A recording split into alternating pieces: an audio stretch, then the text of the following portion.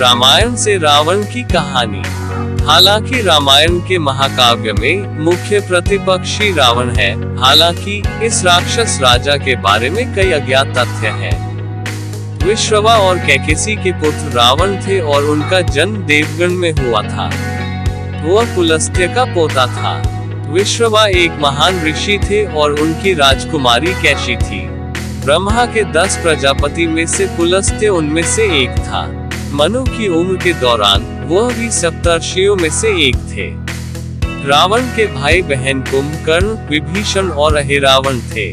उनका एक सौतेला भाई भी था जिसे कुबेर कहा जाता था। एक दिन रावण अपनी माता को प्रसन्न करना चाहता था और इसलिए उसने कैलाश पर्वत को श्रीलंका लाने का मन बना लिया। जैसे ही उन्होंने पहाड़ को ऊपर उठाने के लिए अपनी ताकत लगाई, भगवान शिव उनके कृत्य से क्रोधित हो गए। भगवान शिव ने अपनी कृपा से पर्वत को उसके मूल स्थान पर वापस रख दिया।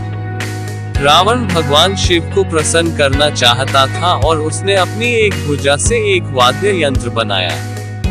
उन्होंने इस वाद्य यंत्र को रावण हत्था कहा और भगवान शिव की स्तुति करने के लिए गीत गाए। उनके संगीत ने ऐसी सुंदरता पैदा की कि भगवान शिव उससे मंत्रमुग्ध हो गए। भगवान शिव उनके गीत से प्रसन्न हुए और रावण को क्षमा करने के लिए मजबूर हुए। लंका नगरी को वास्तुकार विश्वकर्मा ने बनाया था। मूल रूप से कुबेर, जिन्हें देवताओं का कोषाध्यक्ष माना जाता था, लंका शहर के मालिक थे। रावण ने कुबेर से लंका उसे सौंपने को कहा। उसने उसे यह भी धमकी दी कि यदि उसने लंका देने से इनकार किया तो वह बलपूर्वक लंका पर अधिकार कर लेगा।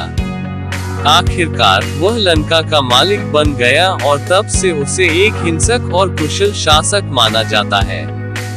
रावण के शासन में लंका समृद्ध हुई और अपने शासन के दौरान उसने कई मनुष्यों और राक्षसों पर विजय प्राप्त की।